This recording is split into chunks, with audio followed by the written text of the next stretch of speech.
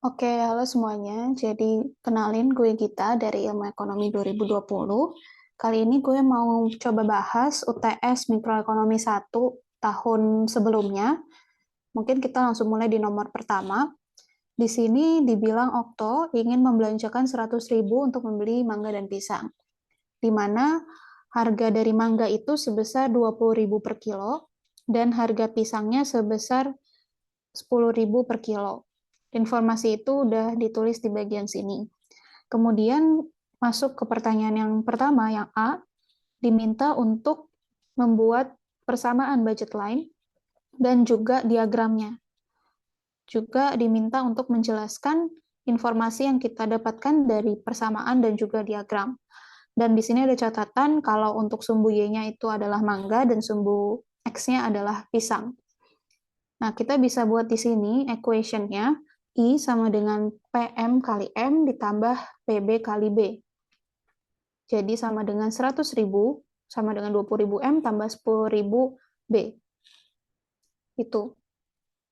Lalu, untuk membuat diagramnya, kita harus tahu intercept masing-masing sumbu, di mana ketika M sama dengan 0, berarti B-nya bernilai 10, sedangkan ketika B-nya bernilai 0, itu M-nya bernilai 5.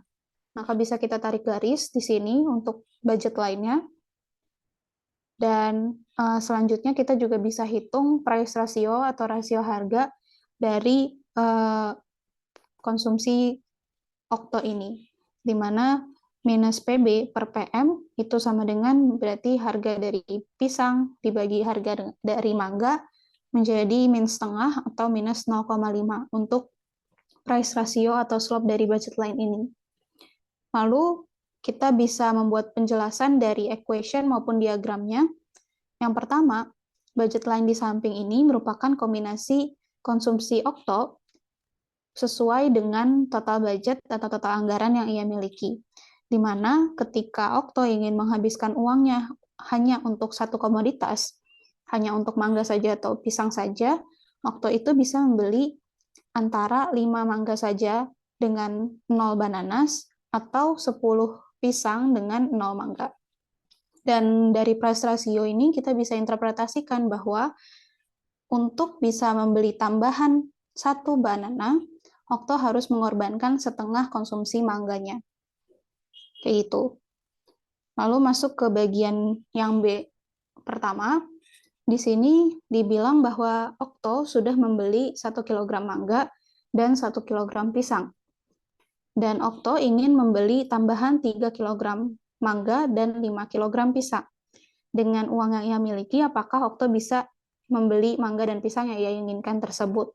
Tunjukkan initial purchase dan next purchase-nya dalam matematis dan juga grafis. Gitu. Untuk yang initial purchase, dia bilang dia beli 1 mangga dan 1 pisang. Berarti di sini dia menghabiskan budget sebesar 30.000.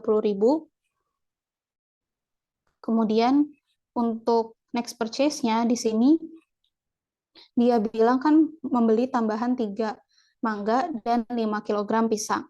Nah, berarti totalnya itu 6 pisang dan 4 mangga.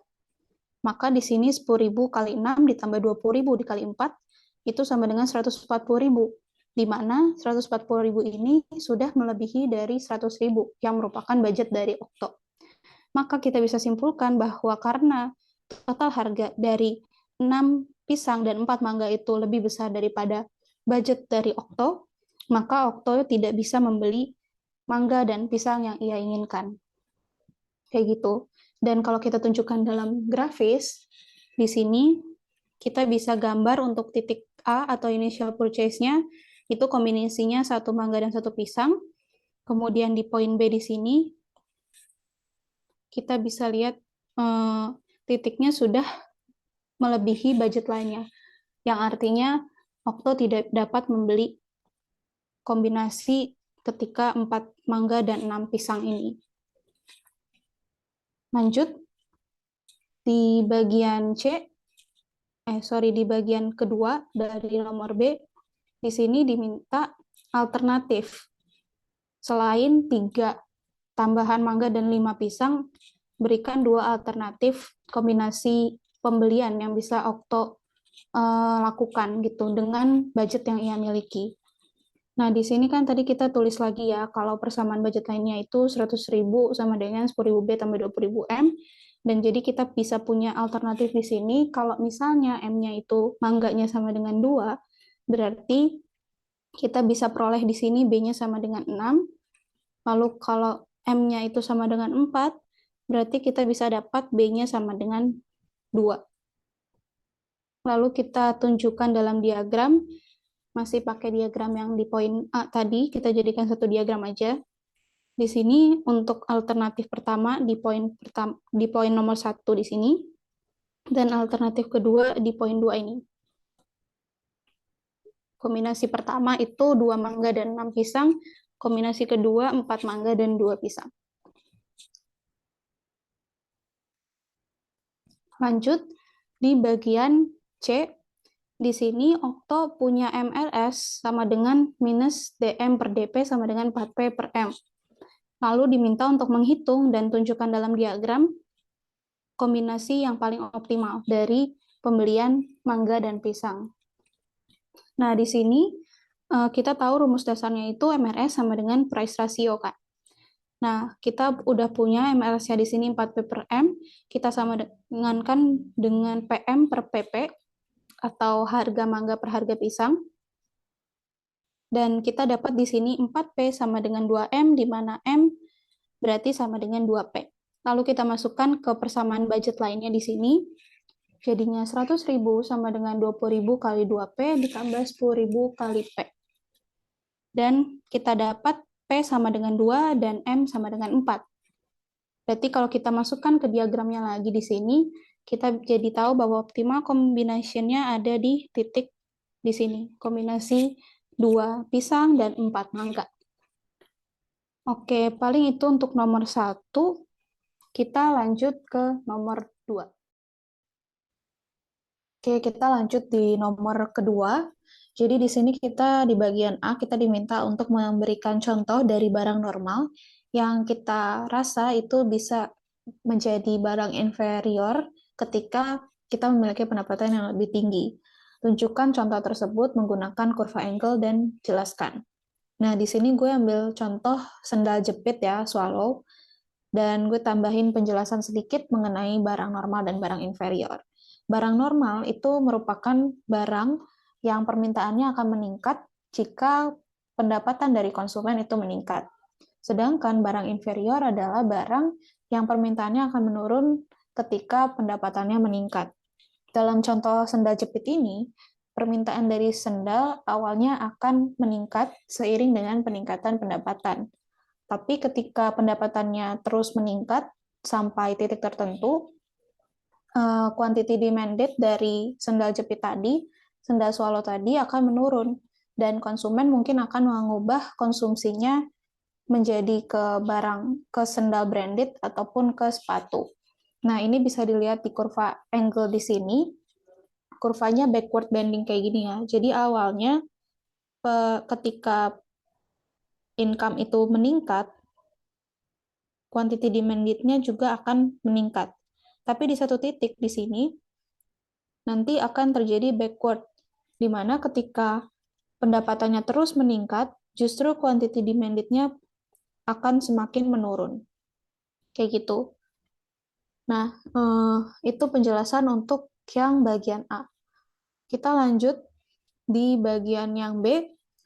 Jadi di sini kita ceritanya, tadi kan kita udah contohkan sendal jepit ya. Sekarang barang tersebut menjadi lebih murah, atau berarti harga sendal jepit tadi menurun. Tunjukkan substitution effect, income effect, dan total effect dari kondisi penurunan barang tadi, penurunan harga barang tadi dalam satu diagram. Jika yang pertama itu barangnya masih barang normal, dan yang kedua barang tersebut menjadi bersifat inferior bagi kita. Bandingkan dan jelaskan. Nah, tadi kan harga sendal jepitnya, harga swallow-nya itu turun, berarti akan ada dua efek, yaitu ada substitution effect dan income effect.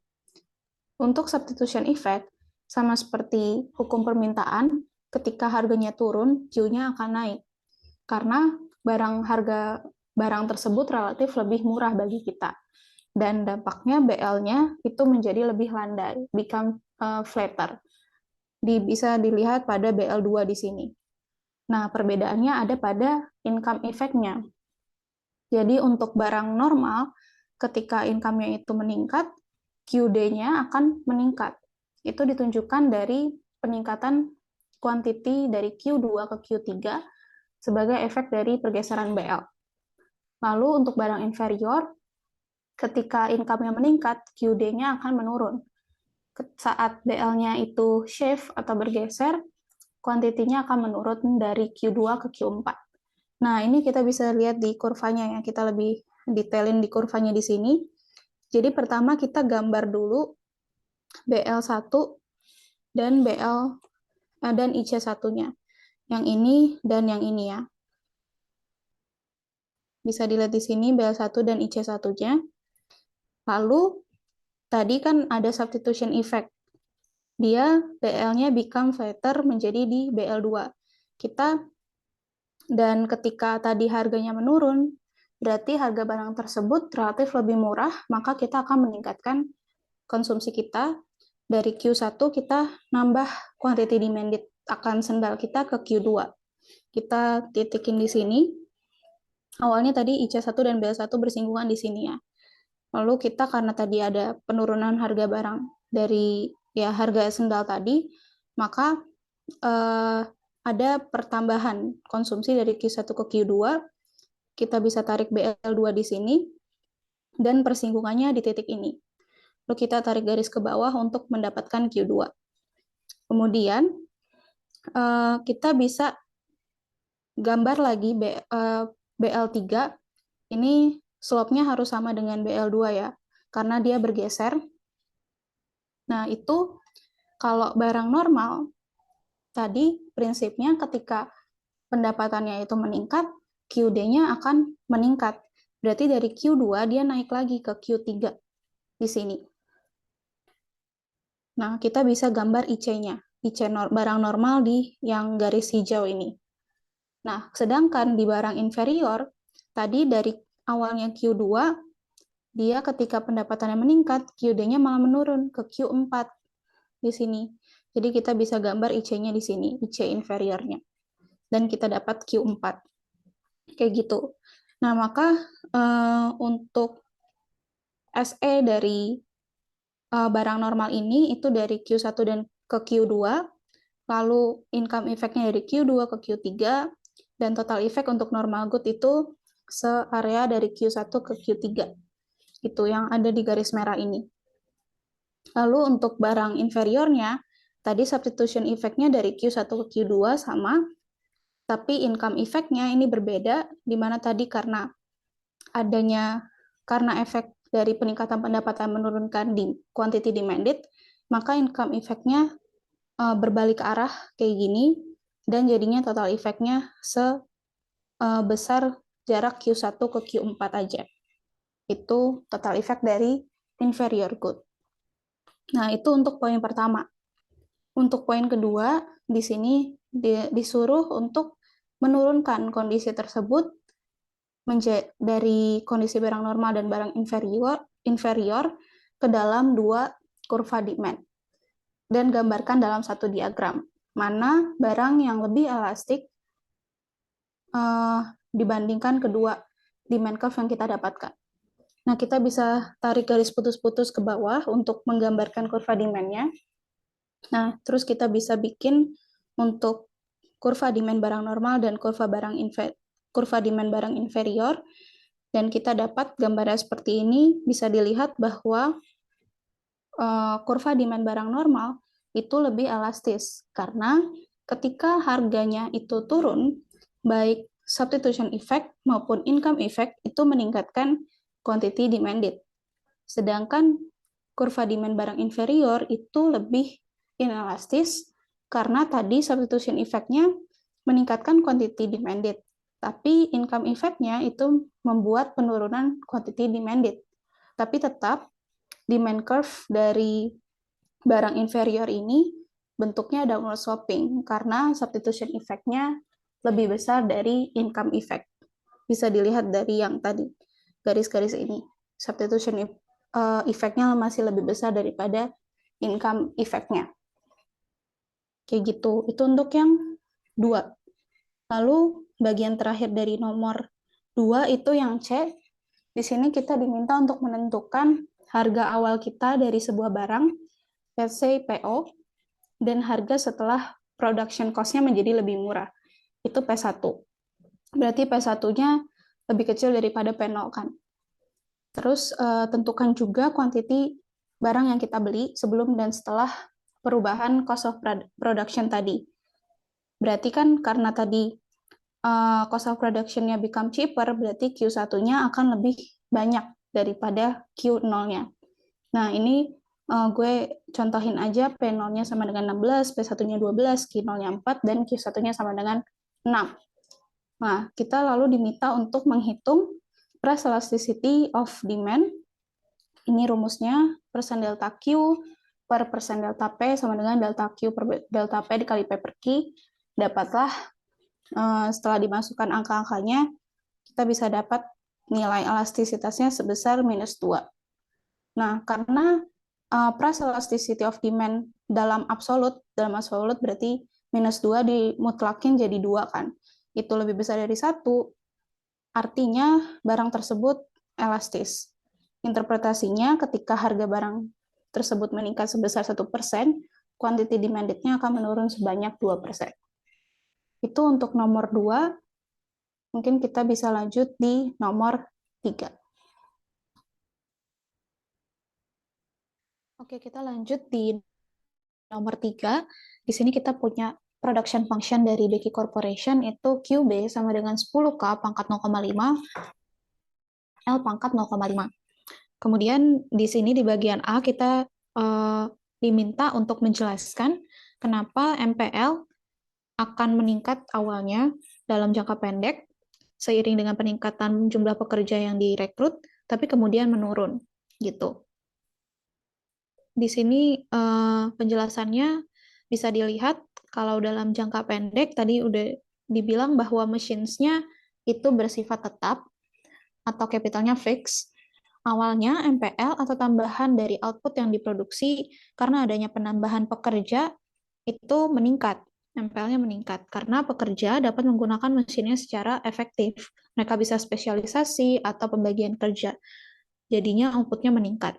Tapi seiring dengan peningkatan jumlah pekerja, dengan kondisi mesinnya itu fix, sekarang pekerja itu nggak bisa menggunakan seutuhnya mesinnya karena jumlah mesinnya terlalu sedikit. Jadinya mereka menjadi tidak produktif. Oleh karena itu MPL-nya menurun. Oke, itu yang nomor A. Untuk yang B, di sini dibilang bahwa dalam jangka panjang, bagaimana production function dari Becky Corporation, apakah increasing, constant, atau decreasing return to scale? Jelaskan. Tadi kita punya QB sama dengan 10K pangkat 0,5, L pangkat 0,5. Dan kita tahu kalau Cobb-Douglas function di sini ada rumus cepatnya ya. Ketika A plus B sama dengan 1, itu constant return to scale. Lalu ketika A plus B lebih dari 1, alpha plus beta lebih dari 1 itu sama dengan increasing return to scale, sedangkan ketika alpha plus beta kurang dari 1 itu decreasing return to scale. Kita punya alpha atau pangkat dari K di sini 0,5. Lalu betanya sama dengan, atau pangkat dari L-nya juga 0,5. Maka alpha tambah beta itu sama dengan 1 atau constant return to scale. Tapi kita juga bisa buktikan secara matematis di sini. Kita kalikan inputnya ini dengan lambda, lalu kita dapatkan 10 lambda K pangkat 0,5 dikali lambda L pangkat 0,5. Jadi kita bisa dapatkan lambda pangkat 0,5 dikali lambda pangkat 0,5 sama dengan 10K pangkat 0,5 L pangkat 0,5. Atau sama dengan lambda dikali QB. Artinya output akan meningkat sejumlah lambda. Itu. Karena peningkatan lambda pada input menghasilkan peningkatan pada output dengan jumlah yang sama, atau ya sebesar lambda tadi, kita bisa menyimpulkan kalau Becky Corporation ini constant return to scale. Kemudian ini ada tambahan interpretasi, return to scale itu terjadi ketika peningkatan output Ketika peningkatan output yang terjadi itu karena peningkatan variabel dari input yang meningkat dengan porsi yang sama gitu, atau Becky Corporation ini constant return to scale, artinya ketika kita mendouble inputnya, outputnya will also double gitu. Itu untuk poin B. Kita lanjut di poin yang ke C, pertanyaan yang C. Di sini kita punya data wedge-nya 20, R-nya sama dengan 80, Q-nya 100, L-nya 20, dan K-nya 5. Terus kita bisa dapatkan di sini producer equilibrium-nya ketika MPL per MPK sama dengan EW per R, atau MRTS-nya berarti sebesar 1/4. Kemudian isokosnya di sini C sama dengan 20L tambah 80K. Di pertanyaan yang pertama, kita diminta untuk menunjukkan dalam diagram situasi tersebut dalam satu grafik dan berikan penjelasan. Ini bisa dilihat di grafik yang warna hitam di sini ya, di poin A. Untuk mencapai penjelasannya, untuk mencapai producer equilibrium, alokasi yang paling efisien dari faktor produksi untuk memproduksi barang dan jasa itu terjadi ketika isokuan bersinggungan dengan isokos. Atau ketika slope dari isokuan sama dengan slope dari isokos. MPL per MPK sama dengan W per R. Maka Becky Corporation ini harus meng-hire 20 labor dan menggunakan 5 capital. Atau yang berada di titik A di sini ya. Lalu yang poin kedua, jika Becky Corporation ingin meningkatkan output mereka mencapai 200 unit, tapi mesinnya tetap 5 unit, berapa optimal number dari pekerja dan production cost dari Becky Corporation. Tunjukkan lagi dengan diagram yang sama. Nah, kita masukkan di sini, tadi kita tahu output yang ingin dicapai itu 200 unit, kemudian K-nya tetap atau sebesar 5 unit, maka kita dapat di sini L-nya sama dengan 80 dan K-nya sama dengan 5. Nah, ini bisa dilihat dari poin B, dari diagram tadi nih, yang ini. Perusahaan akan bisa meningkatkan output mereka menjadi 200 jika mereka meningkatkan budgetnya kan. Nah, makanya isokosnya di sini bergeser ke kanan, ke garis yang abu-abu di sini. Nah, budgetnya ini ternyata juga masih lebih besar daripada isokos 1 maupun isokos 2. Garis hitam maupun garis biru. Nah, garis biru ini penjelasannya ada di pertanyaan selanjutnya. Nah, di pertanyaan yang ketiga di sini, apa yang harus Becky Corporation lakukan untuk memproduksi 200 unit? Tapi sekarang kondisinya perusahaan itu bisa mengubah seluruh faktor produksinya. Kalau tadi mesinnya itu tetap, sekarang mesinnya juga bisa berubah gitu. Karena udah dalam jangka panjang. Nah, di sini kita butuh Lagrangian function. Kita bentuk dari persamaan yang kita punya. Jadinya di sini Lagrangian sama dengan 20L tambah 80K ditambah lambda dikali 200 min 10K pangkat 0,5 L pangkat 0,5. Lalu kita buat FOC-nya, kita turunkan terhadap L, lalu kita dapat lambda 20 sama dengan 20 per 5K pangkat 0,5 L pangkat minus 0,5. Itu jadi persamaan pertama. Lalu kita turunkan terhadap K, di sini kita dapat lambdanya lagi sama dengan 80 per 5K pangkat minus 0,5 L pangkat 0,5. Itu persamaan yang kedua. Lalu kita turunkan terhadap lambda, jadinya di sini 200 sama dengan 10K pangkat 0,5 L pangkat 0,5 sama dengan 0. Ini persamaan ketiga. Nah, kita bisa gabungkan persamaan 1 dan persamaan 2, sehingga kita dapat di sini L-nya sama dengan 4K. Lalu, kita bisa masukkan L sama dengan 4K ini ke persamaan yang ketiga. Bisa dilihat di bagian sini. Lalu kita bisa dapat K-nya sama dengan 10, L-nya sama dengan 40. Penjelasannya, jadi karena kita sudah bisa mengubah baik labor maupun capital, budgetnya itu akan meningkat, tapi tidak sesignifikan di poin kedua tadi. Karena kita bisa melihat juga kalau isokos 3-nya lebih kecil daripada isokos 2, yang garis biru ini lebih rendah kan daripada garis abu-abu. Nah, lalu artinya Becky Corporation itu bisa mencapai jumlah output yang sama dengan poin kedua tadi, 200, dalam jangka panjang dengan budget yang lebih kecil. Karena kali ini Becky bisa memproduksi pada level yang optimum ketika isokosnya tangent dengan isokuan. Gitu, di titik C di sini. Di titik C yang di sini ya. Oke. Itu untuk nomor 3.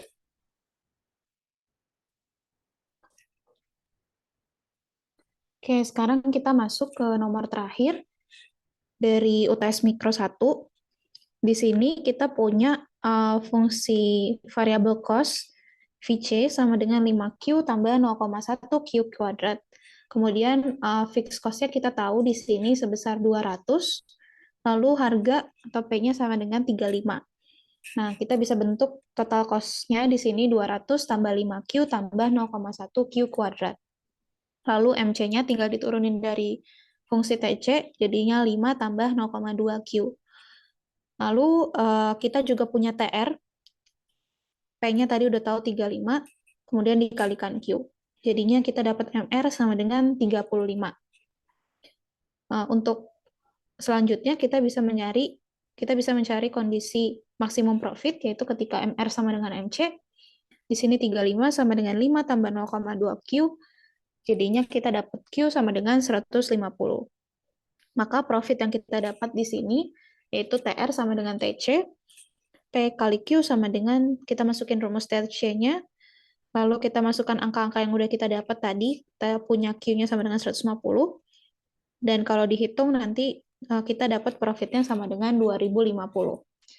Maka kesimpulannya, optimal number dari cars yang harus dicuci dalam 1 bulan adalah sebanyak 150 mobil, dan maksimum profit yang kita bisa dapatkan itu sebesar 2050 thousand atau sebesar 2.050.000. Oke, itu yang nomor A. Lalu di B, bagian B yang pertama kita diminta untuk menggambar average variable cost dan juga marginal cost curve-nya dari clean and shine business ini dalam satu diagram. Nah, kita tadi punya AVC-nya sama dengan VC per Q, jadi kita bisa dapat di sini hasil dari AVC sama dengan 5 tambah 0,1 Q ya. Lalu MC-nya kita tadi tinggal pindahin, MC-nya tadi 5 tambah 0,2 Q ya, dari persamaan yang kita udah dapat di atas. Nah, untuk gambarnya, ini kan fungsinya linear ya, jadi gambarnya kayak gini. Nah, MC nanti memotong di titik 5, AFC juga di titik 5. Kita bisa berproduksi itu ketika harga harus lebih besar dari average variable cost kan. Nah, di sini kondisinya karena linear itu ketika kuantitinya 0, atau berarti kita bisa berproduksi dengan harga lebih dari 5 gitu. Terus kita cari untuk titik-titik perpotongan antara MC dengan P-nya, kemudian antara AVC dengan P-nya untuk dapat kurva yang lengkap, grafik yang lengkap di sini. Nah, terus di bagian yang kedua, kita ditanyakan berapa harga minimum yang Clean and Shine mau berikan untuk memberikan jasa mereka gitu. Nah, berapa minimum price-nya? Tadi prinsipnya kalau P harus lebih besar dari AVC, dan karena ini tadi fungsinya linear, itu ketika produksi minimumnya itu terjadi ketika Q-nya sama dengan 0, maka P minimum yang bisa dia kasih adalah sebesar 5 gitu. Harganya sebesar 5 minimum. Nah, terus kita juga diminta untuk tunjukkan supply curve dari diagram ini yang mana. Nah, supply curve-nya ini itu sebenarnya kurva MC-nya dimulai dari AVC minimum. Nah, AVC minimum itu terjadi ketika kuantitinya sama dengan 0, berarti kurva supply-nya ini yang line hijau di sini. Bisa dilihat pada kurva yang garis hijau. Oke, itu untuk yang B. Lanjut ke yang C. Berdasarkan jawaban di part A, apakah akan ada layanan car wash lagi di pasar dan apa yang akan terjadi pada pasar dalam jangka panjang.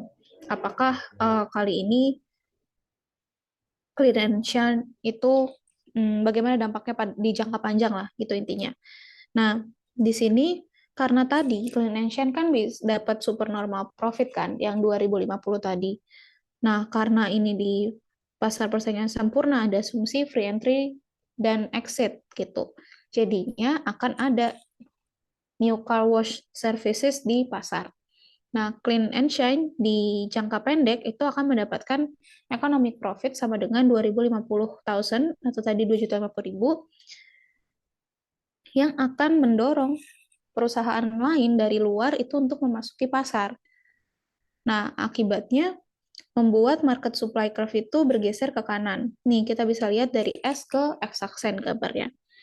Dan dampaknya akan menurunkan harga pasar, harga keseimbangan pasar dari 35 semula ke P aksen, kemudian akan menghilangkan supernormal profitnya. Awalnya kan kita bisa lihat ini kan yang sebelah kiri itu demand pasar ya, sebelah kanan itu demand firm, kurva firm, yang sebelah kiri itu kurva pasar. Nah, di tingkat firm, tadi ketika P-nya 35 dan kuantitasnya 150, kan si clean and shiny ini bisa dapat profit ya, searea yang diarsir di sini. Nah, tapi hal tersebut karena dilihat ternyata bisa dapat profit akan mendorong perusahaan dari luar untuk masuk ke pasar. Nah, membuat tadi bergeser supply ke kanan. Sehingga harganya akan menurun.